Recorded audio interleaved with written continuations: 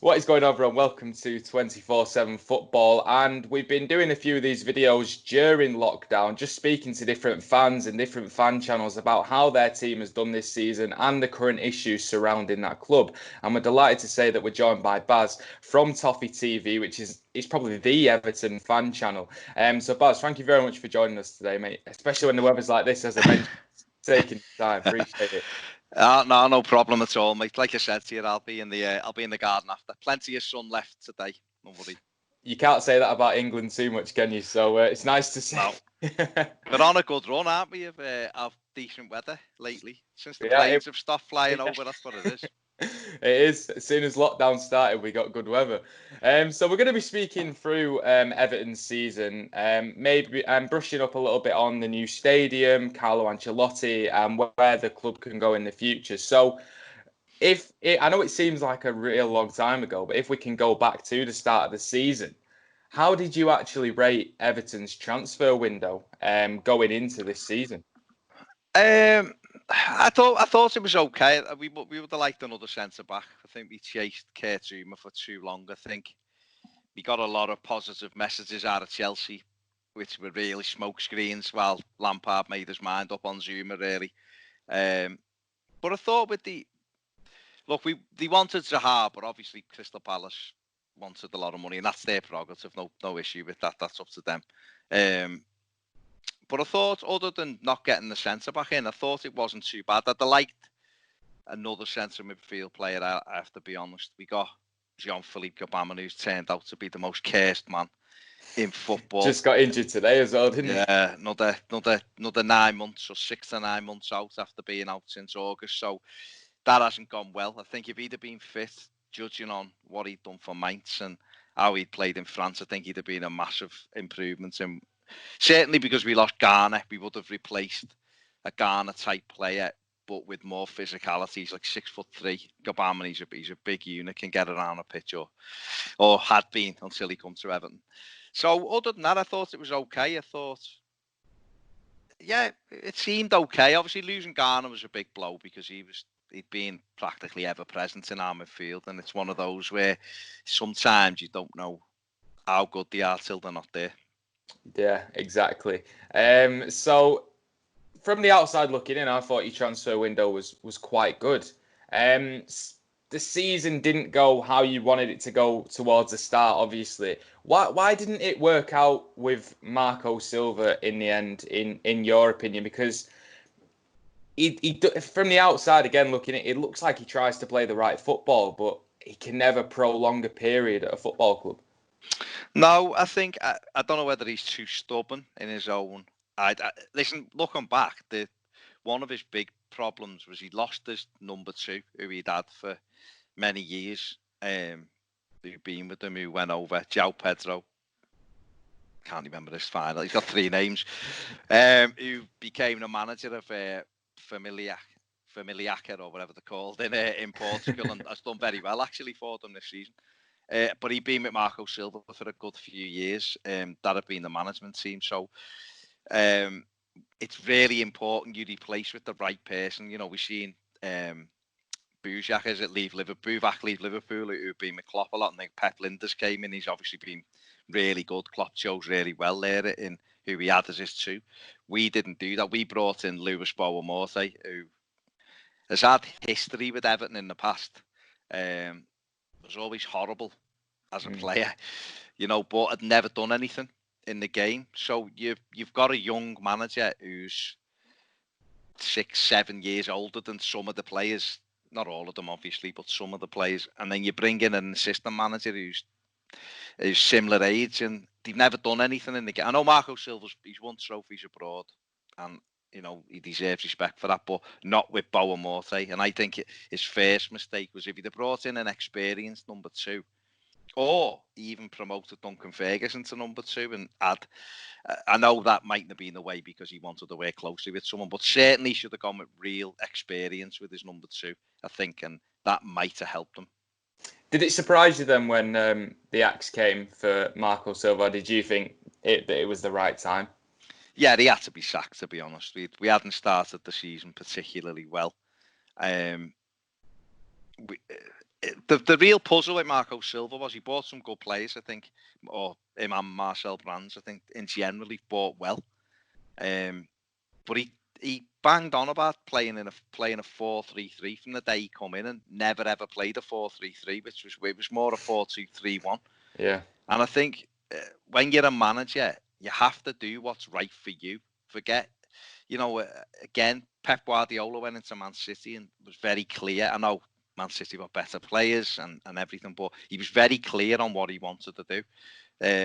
Even if it meant him spitting his dummy out a few times early on in the first season.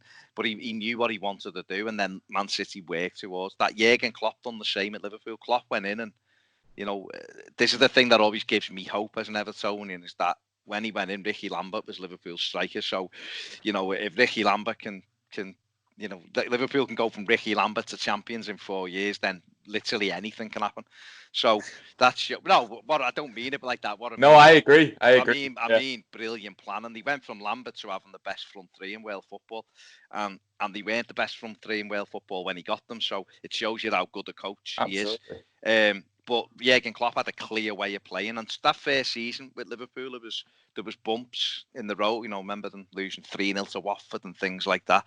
And it took over as 8th and finished as 8th, but he knew what he wanted to do, and then he built for that. Marco Silva come in with this 4-3-3, and this is what we're going to do. And we had a little semblance of it the back end of last season, and we beat everyone basically, but all the top 6. We drew at Liverpool, and we beat the rest, and had a really strong finish to the. And some optimism then for this season. It was like, right, he knows what he's doing now, and then he almost backtracked to what he was doing at the start. When it was going wrong, and he didn't know how to get out of it. So when the axe come, and to be honest, we lost at home to Norwich, which was one of the worst games I've been to for years. I think they had 3 shots and won 2-0. It was horrific. And that was the day that he lost his job, really. I know they kept him on, and he lost at Leicester, and then Liverpool give us a good hammering in the derby just to put the nail in his coffin. But that it wasn't before time. I think he'd lost the players. I think he just looked bewildered. And when a manager looks bewildered, it really is time to change him. And we talk about previous managers at Everton, Big Sam, Marco Silva. We won't talk too Sam Allardyce, don't worry. No, don't.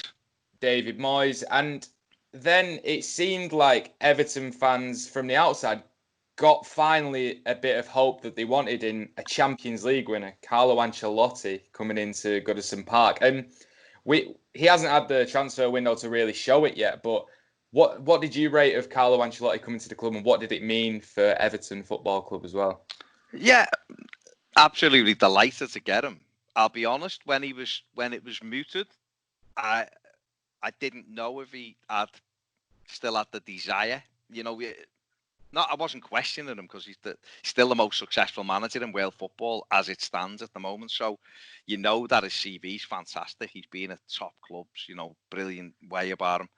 And it's is he coming in for the right reasons? Within a day, and we were at, me and Ped, who we do Toffee TV, we were at the press conference, and the respect that he commands from the press when you went in that room. He walked in the room and everyone went quiet. And I've been at a lot of press conferences, and that isn't the case sometimes. And there was that, that command of respect, and that this is a proper manager. And I think what we've had in the past is he's certainly the most high-profile manager Everton have ever had in the history. I think that has to be said. Football's obviously changed massively in the last 25 years, so you're moving towards those kind of, that's how football's going. But certainly, we had Koeman, and I was never overly enamoured with Koeman. Just shivers when Allardyce comes out my mouth. And obviously Marco Silva was a different coach. He tried Martinez, he was a young up-and-coming coach. But in terms of Carlo Ancelotti coming in, I think there was a lot of talk of Rafa Benitez as well, to be honest. And I started coming round to that idea madly, just because I felt as though Everton were at a stage, a little bit like when Klopp went into Liverpool, we were at a stage where fans were unsettled, and they were unsettled within themselves. So the first thing he had to do was unite the crowd, and that's what Klopp did brilliantly at Liverpool. He went in and there was factions, people weren't happy that Rodgers had been sacked. There was people still wanting Dalglish back. There was a lot of different factions, and you needed the manager to go in and go, hang on, we are all in this together, kind of. I know, as corny as it sounds, but Everton were at that stage. Everton were at, people were doubting every manager. What's he done and what's he done? And I think with Carlo Ancelotti, that stops the minute he comes in. You go, oh yeah, he's won 3 Champions Leagues and he's won this and he's won that and he's won it as a player, and it gets rid of all the noise around it then. And it's hard to believe he still only had 12 games in charge. It's crazy, isn't it?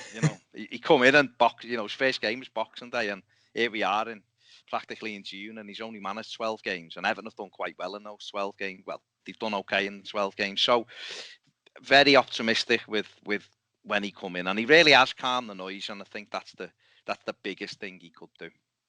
So you've got the manager. As we know, the Premier League is now ridiculously competitive, with the likes of Wolves and Leicester now competing as well. So what do you think in terms of what Everton need to do in order to progress and to maybe push on for European spots now? Because, like you say, it's just so hard now. Yeah, I think you've just got to have your own plan in place. And Liverpool have shown this. I got a lot of mates who were Reds, and when Klopp gave his press conference and we'll win the league, and I was laughing my head off. I was like, you are miles away. You're below us. You're miles away. And what he's done is he's quietened the noise himself. He's just got on with it and gone, this is what we do, and this is what we do, and this is what we do. And okay, Liverpool have spent some money, but they haven't spent the money that Manchester City say have spent to get where they are. So, or Chelsea. So it shows you. Leicester are showing it this year. Whether Leicester can prolong it, I'm doubtful, but they're doing it brilliantly this year. So if you build your own team in a way that you want, and you stay true to that, and you know what you want, and Liverpool have used it brilliantly with Michael Edwards and all of that kind of stuff, the money ball and everything, and more clubs are doing that now, then the signings that you make should generally work out if you do your homework. And I think this is where the journalism and the media bit is hilarious, when you see, like Everton are linked with 5 players a day in going into a transfer window where no one's spending money. I've seen Liverpool, they're going to get Werner, and they'll probably get Koulibaly for 100. Liverpool are losing 9 million a week, so they won't be spending any money really. Neither will Man City, neither will. So this transfer window will be really weird, because no one's going to have money really when you think about it. So it's going to be very difficult for us. So we're going to have to try to do our best to trade. But I think if Ancelotti just looks at the plan, he doesn't need me to tell him how to do his job.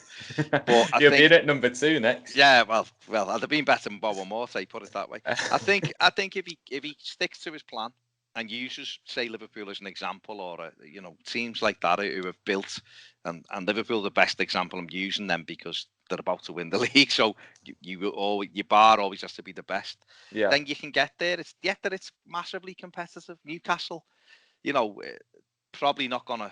This Saudi takeover is probably not going to go through, but there's another one on the table from an American billionaire, so they're going to have some money. Clubs will get money, but if you build your team, Man United are probably the biggest club in the world, probably in terms of revenue and everything, and yet they look, they haven't won the league since 2013 or whatever it is, so, or 2012, one of those two. So it shows you that having all the money doesn't necessarily guarantee you success. You have to have a great manager, and you have to have a plan that you stick to. And I think for Everton, they just have to forget about everybody else, get what he wants to do, try to get him the players in who will complement that, and then go from there. We know we're backed with money. We've got Usmanov waiting in the wings. There's some finances there, but we have to have everything else calm. And if the manager can continue to unite the crowd the way that, say, a Klopp's done, the way Pep's kind of done it at City, really, and the top managers do. I think Pochettino done it really well, although albeit they never won anything. He did it really well at Spurs. If you've got a manager who most of your crowd believe in, then it does calm the noise and it allows you to build. And I think that's Everton's next thing, is that, look, the 6 points off a European place. Who knows how these 9 games are going to go? There's no one in the crowd. I've been watching all the German games. There's only been 5 home wins, so it's throwing form books out the window. anything could happen. Everton could get a European place this year, but for us to go forward, we have to have a plan that we stick to and try not to deviate from it. What do Everton fans want, would you say? What would you give for a trophy? I mean, Everton's such a well-followed club, and we spoke a lot about Liverpool already in terms of their winning a lot of stuff on the other side of the city. So, what do Everton fans want, and what would you give for a trophy? We want to win the league. That's what we want. That's and I know you look like a young man, so to you it's probably Premier League era. Everton haven't been successful, they haven't, but there's only 3 other teams who've won the league more than Everton in the history of football. So that's my barometer. I was a kid when we started winning the league. I've seen 2 leagues in 3 years and European trophy and FA Cups and stuff. So that's my barometer for Everton, and that is what we have to aim for. This is the longest period in our history we've gone without winning a trophy. So obviously, first and foremost, you want to win a trophy, a League Cup, anything, just to get that, to break that mold of not winning stuff. Is it improbable at the moment? Yes, it is. But then Leicester won the league in 2016. Remember, Leicester City from nowhere. So, and yeah, it could have been a one-off. It could be Liverpool, could be a one-off. Doesn't look like it's gonna be because they were great last year. But anyone who wins the league, you have to go and do it again, and you do it again. I think there's that much money now, and the Premier League is intense that someone could make a run at it. And we have to build towards that. But I think the initial process has to be get into Europe regularly and try to win, I don't know, a League Cup or an FA Cup or maybe a Europa League. Maybe it's something like that. That's what we want. We desperately want to win something because you go to football to see your team win, don't you? And it's been far too long since I've seen my team win. So, yeah. In terms of what you were just saying, then, how you've seen Everton winning trophies. I'm a Man City fan, so when I was younger, obviously I had all the older City fans saying, "Oh yeah, 1970s we were at the golden era," and I never knew what it was like to win a trophy. Obviously now it's a little bit different, but I feel like that's the same for young Everton fans. It'd be just so good for them to see Everton win a trophy and just know what it feels like. Well, look at City. You're in a city with, whether we like to admit it, probably probably the biggest club in the world. I'm in a city with probably in the top 5 biggest clubs in the world, and it's not my club. So we've been having to put up with, they called you the noisy neighbours. Well, I think it's the other way around, to be fair to both clubs. Yeah. So, but you've seen City come from I've seen City. Remember Joe Royle managing Man City in the 2nd division, League 2 or League 1 rather. It would be now, wouldn't it? Yeah. So, and then look at them now. They're a fantastic football club, brilliant team, great manager. So I know there's been money pumped in, but he still had to maintain that. Guardiola, he's had to build it. So that's what I'm saying, is that football's changed now. It isn't. You were a little bit lucky, City were a little bit lucky that they were able to spend before FFP really grabbed it.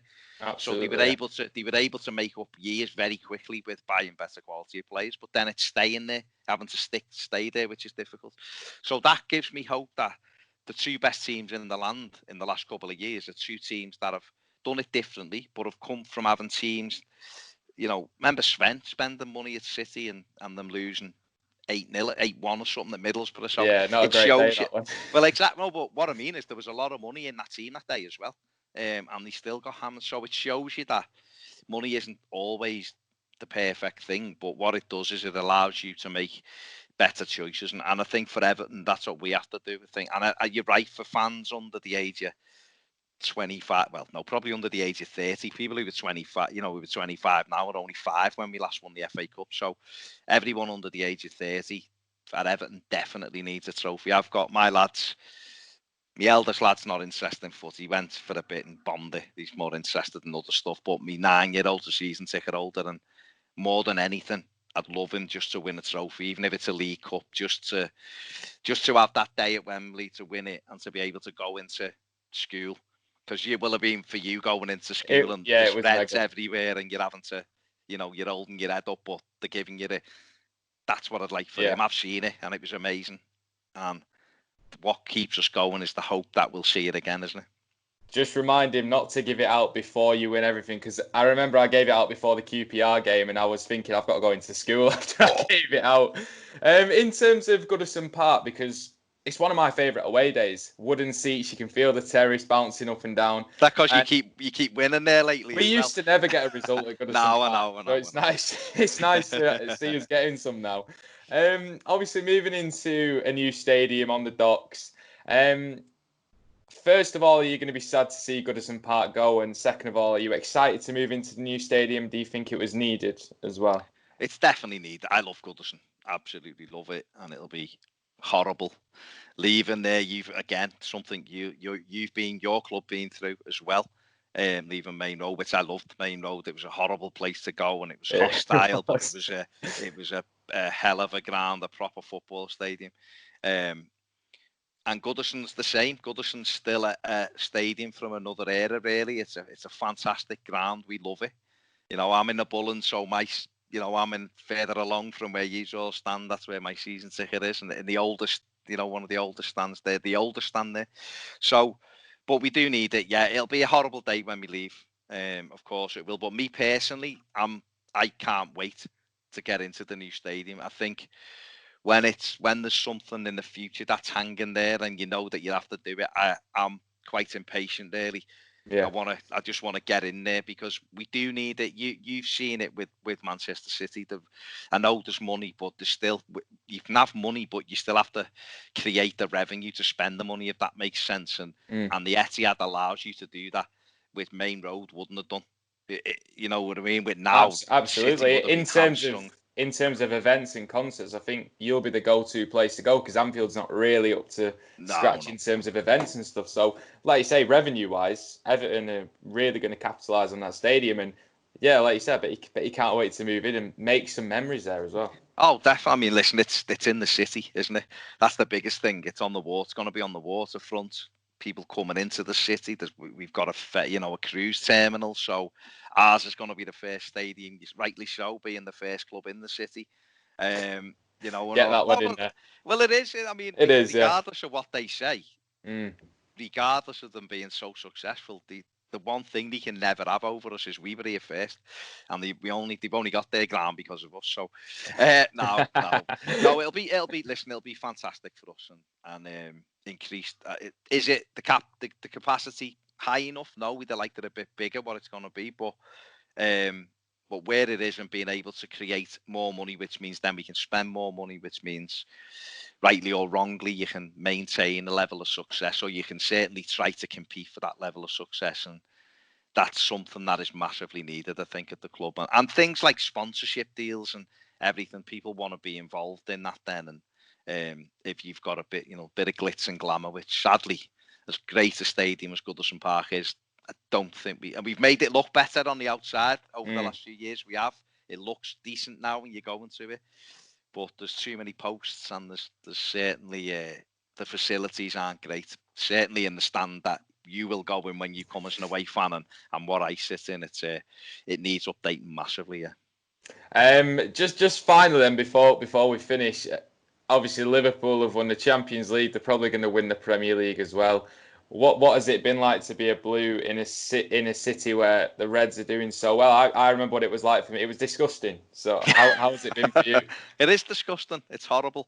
Um, I mean, the Champions League last year, I think the year before was worse when they lost the final. Actually, it was worse because they kind of came from nowhere to get they got to the final, and they were giving it out loud. So it was lovely when Gareth Bale done his overhead kick and Karius threw a couple in his net. It was lovely because it just made them pipe down a little bit. But what it did do was it made us realise that they were a side. So you then start to mentally prepare. And as much as I had a City shirt on for last season, and I was what's the Brighton game, it more nerves than I've watched Everton playing last season when you spanked Brighton the last day of the season, because I just wasn't ready for them to win the league, Yeah. as good as they were. But then a team that gets 98 points or whatever they got last year, they're generally going to be up there again the year later. So this year, the only thing that surprised me this year has been how poorly City have been. Even if Liverpool were going to win it, I thought that this would be a very close race, and it hasn't been that. And that's been I'm saying as an Evertonian, you must be gutted. We've let you down. We've let you massively let me down this year. Massively. It's been strange, but what it's done, I suppose. I mean, it's been 30 years since Liverpool have won the league. So it was going to happen that a club that spent a lot of money over that period of time, but have got a good manager, and Anfield's a horrible place to go and try and get a result. So you kind of see these things you're on the horizon, and you see it coming, and you go, okay, they've got a team. So it's made us prepared. The fact that they've won it by so much is actually been good, because certainly me with my mates, I'm minding them. I'm playing it down. I'm just like, means nothing. You won it in October. You won it in November. It means nothing. Especially that we stopped. I just called it the Asterisk FC now, because it's going to have a big asterisk by it regardless. So for Everton, it's probably the best result possible that they've won it in the season when other stuff as terrible as it's been has gone on. But they're a good side and they deserve to win it. There's no question about it. You can never. There's no point me sitting here going that being lucky they've had this. You can't be 25 points clear or whatever it is and be lucky. So they deserve to win it. Fair play to them. And that's the way it is. And we've got to worry about ourselves. There's been too long where we've probably worried more about what they're doing than what we're doing. And I think that it started to change slowly when Mashiri come in with some money. Because when you can't compete, you know that there's no real way that you're going to be successful. So you'd have to look for the misery in others. And that is them not winning. You know what I mean? But now where money's coming to us and we know that if we actually get a proper plan and stick to it, the chances are we will be able to have a go at something higher up.